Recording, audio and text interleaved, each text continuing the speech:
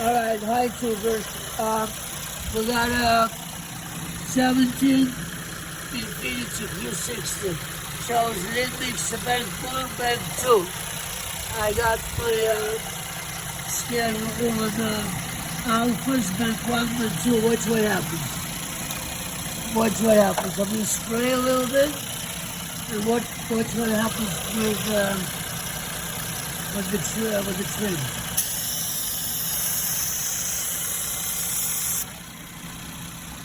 Boom, boom. Immediate response. So what it means is it's leaking air and it's leaking vacuum, it's taking air besides the master flow sensor. That's why it gets lean and everything. So it's gotta be somewhere underneath of that manifold. I'm gonna try it again.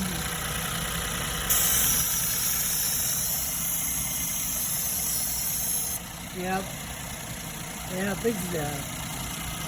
It's there. Okay.